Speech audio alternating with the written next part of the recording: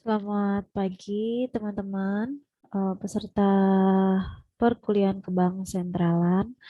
Baik, pagi ini saya akan melakukan perkuliahan via YouTube. Jadi silakan teman-teman nanti bisa melihat video ini di YouTube setelah saya upload. Eh, ini adalah pertemuan ketiga kita ya, Insya Allah kalau tidak salah ini adalah pertemuan ketiga dan seperti yang sudah teman-teman lihat, kita akan membahas mengenai kebijakan moneter lebih dalam di pertemuan ini. Iya, saya tahu mungkin kebijakan moneter sudah dibahas di apa ekonomi moneter, tapi kita coba ulas kembali dan kita diskusi hal-hal yang mungkin belum didiskusikan di semester yang lalu.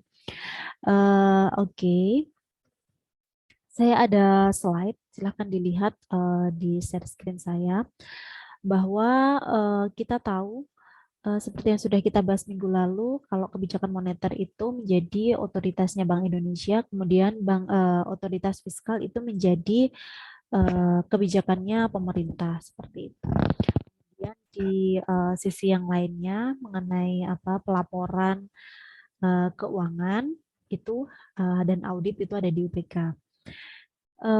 Bisa dibaca otoritas moneter itu eh, adalah otoritas atau kebijakan yang mengatur dan menjaga likuiditas perekonomian. Nah, seperti apa sih mengatur dan menjaga likuiditas perekonomian? Nanti dijelaskan lebih lanjut poin-poinnya di bawah.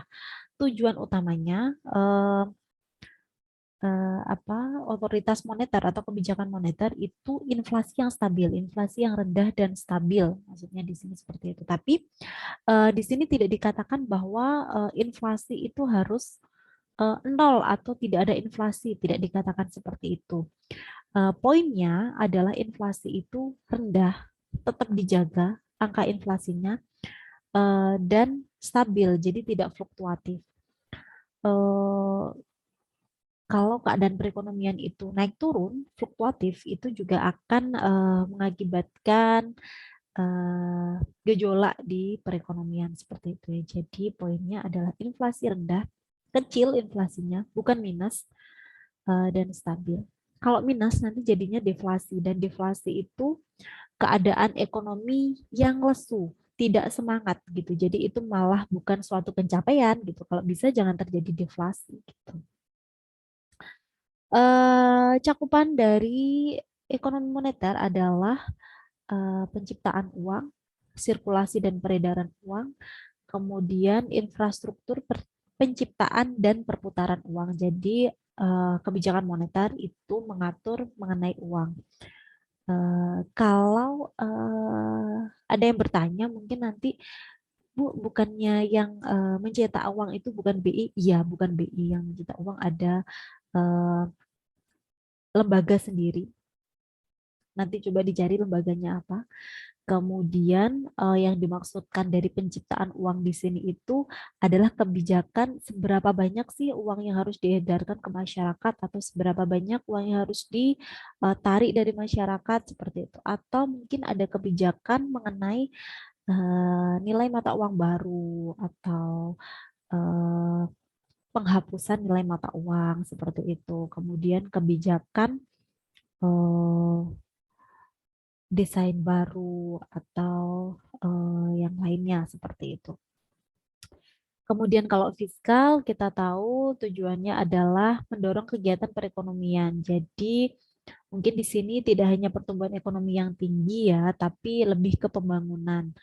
Jadi tujuannya memang pertumbuhan ekonomi tinggi dan tidak adanya apa ketimpangan atau ekonominya itu merata seperti itu. Jadi itu tujuannya dari otoritas fiskal. Kemudian cakupannya apa saja yang dikelola oleh pemerintah atau kebijakan fiskal itu adalah perpajakan yang pertama, yang kedua anggaran belanja kita tahu, dan yang ketiga stimulus lainnya. Nah, stimulus lainnya itu apa saja gitu. Stimulus lainnya itu contohnya misal operasi pasar terbuka yang kita sudah pelajari di mikro. Nah, itu kan stimulus dari pemerintah yang merupakan apa kebijakan untuk mendorong kegiatan perekonomian. Operasi pasar itu yang seperti apa sih? Bukan operasi pasar terbuka ya. Operasi pasar terbuka itu salah satu kebijakannya moneter. Mohon maaf, operasi pasar itu misal harga melambung tinggi, harga bahan pokok itu melambung tinggi karena adanya kelangkaan atau gagal panen sehingga terjadi suplainya minus gitu. Masyarakat butuhnya banyak tapi suplainya minus. Nah, harganya melambung. Nah, peran pemerintah ada di situ. Pemerintah membuka operasi pasar untuk menyeimbangkan harga. Seperti itu. Dapatnya dari mana? Sementara stok dalam negeri menipis, ya bisa impor. Seperti itu. Eh, dalam kapasitas tertentu ya impornya gitu. Kemudian kalau terjadi panen raya nih hingga harga-harga murah. Jadi rasanya biaya produksi itu lebih tinggi daripada harga jual gitu. Jadi produsen merugi. Nah, peran pemerintah juga ada di sini. Pemerintah membeli dulu eh, apa hasil panen dari petani, misal seperti itu. Kemudian eh, dengan harga normal, membelinya dengan harga normal, kemudian diedarkan ke masyarakat, dijual ke masyarakat juga dengan harga normal. Jadi tidak ada satu pihak yang berlebih keuntungannya seperti itu dan kerugiannya juga berlebih, tidak ada. Jadi peran pemerintah stimulusnya di situ. Stimulus yang lain contohnya adalah ini ya, kebijakan terhadap UMKM, misal pembiayaannya bisa eh, murah seperti itu atau pembiayaannya eh, dengan bunga atau bukan bunga ya, pembiayaan, kita sebut pembiayaan kalau di ekonomi Islam. Jadi tidak ada utang tapi lebih ke pembiayaan kalau di perbankan syariah itu. Dengan pembiayaan yang rendah bagi hasilnya seperti itu. Kemudian selain ada otoritas moneter dan otoritas fiskal, kita juga punya di sini ada OJK. OJK itu suatu lembaga yang memang baru tahun 2013 ya ada. Perannya itu dulunya perannya BI semua, kemudian dibagi dengan OJK di mikroprudensialnya, kemudian BI-nya di makroprudensial, nanti di bawah ada.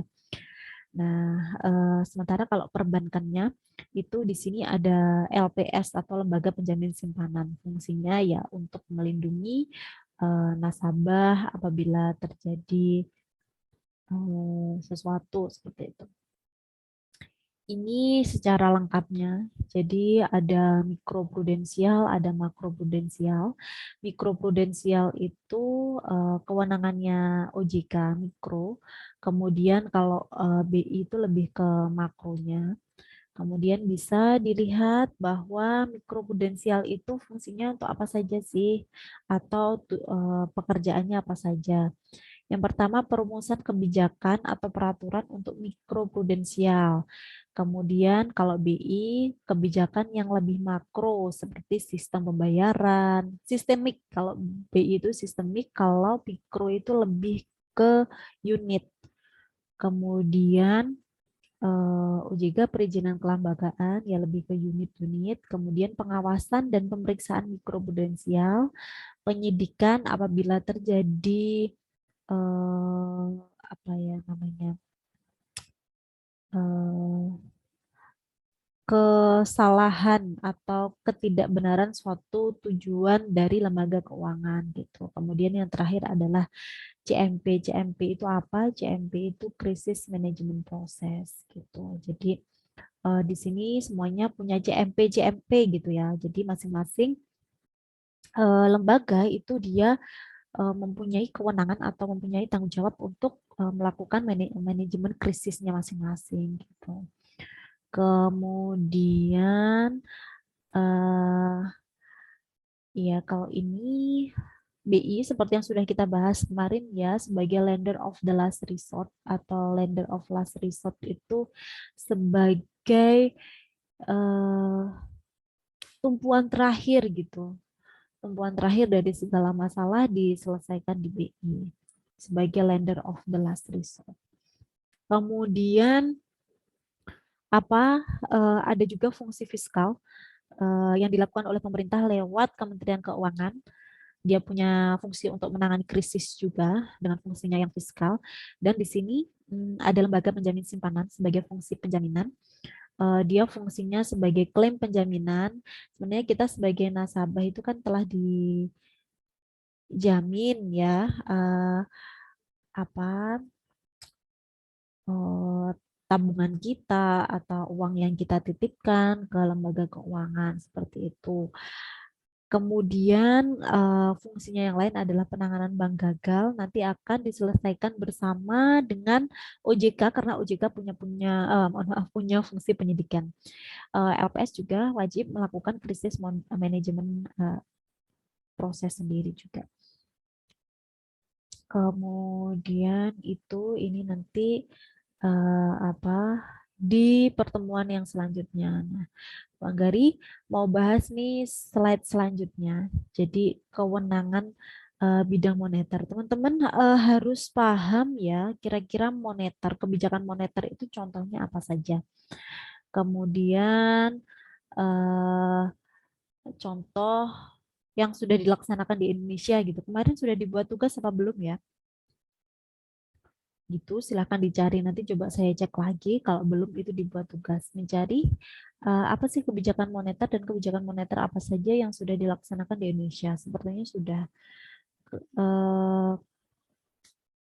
menurut ini di slide saya ini sudah dicantumkan ya bahwa sejak tahun 2013 ini, oh ya terakhir berarti mulai 2014 ya, awal mulai 2014 itu fungsi tugas wewenang dan pengawasan jasa keuangan di sektor perbankan atau fungsi mikroprudensial itu beralih dari BI ke OJK, Otoritas Jasa Keuangan. Awal-awal memang tidak ekstrim ya perpindahannya. Saya pun juga masih belajar benar-benar memilah-milih mana yang menjadi fungsi OJK dan mana yang menjadi fungsi BI.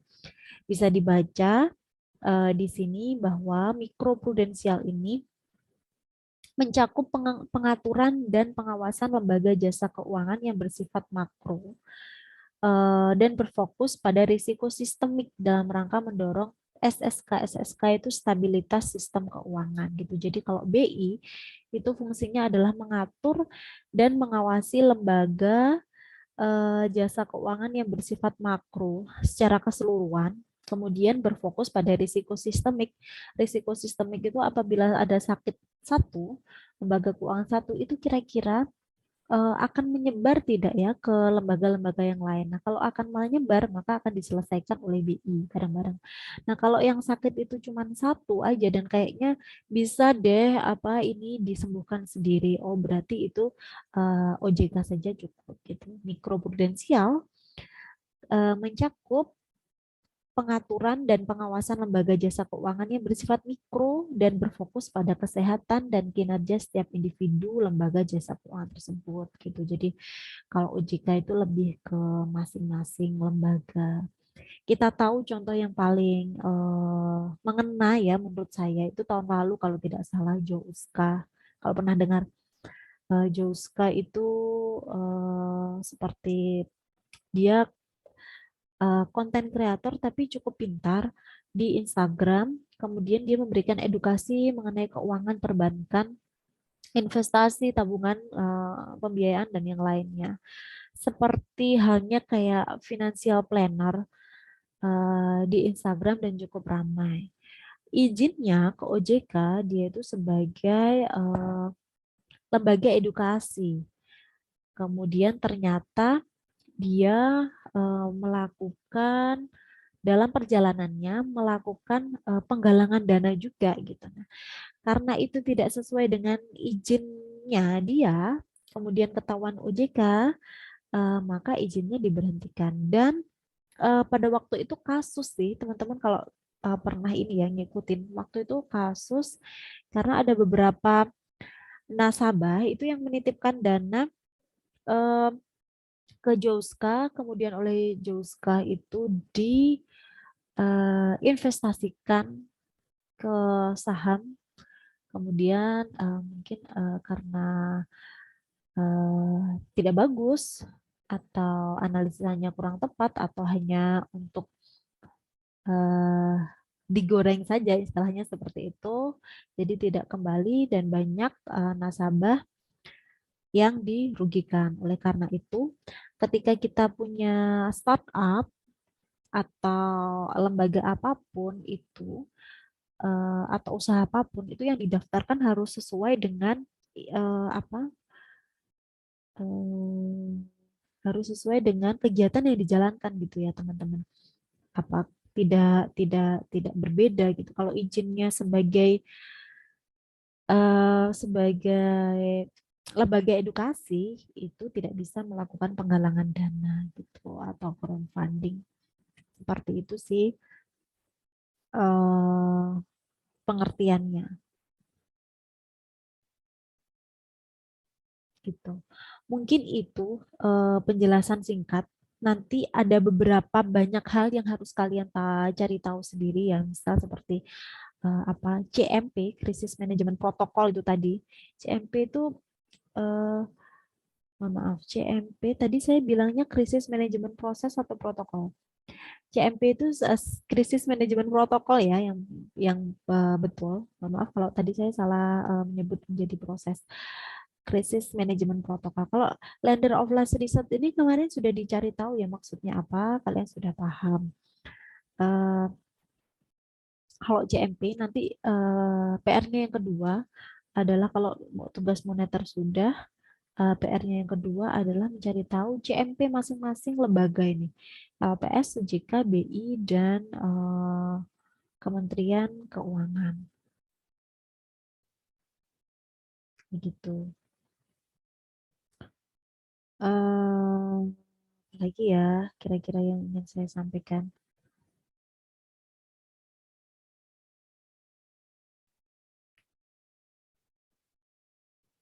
KSSK ini Komite Stabilitas Sistem Keuangan.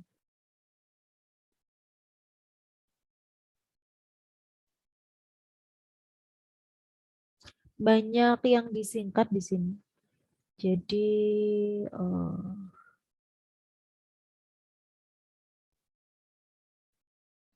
harus diperhatikan.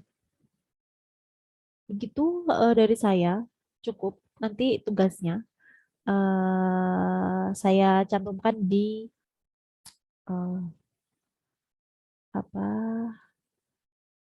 Google dokumen. Oke, terima kasih. Yang penting ini ya, kalian memahami apa poin-poinnya satu-satu. Terima kasih. Saya akhiri pertemuannya. Silahkan nanti belajar sendiri dari apa yang tugas yang saya berikan. Ada kurangnya saya mohon maaf. Wassalamualaikum warahmatullahi wabarakatuh.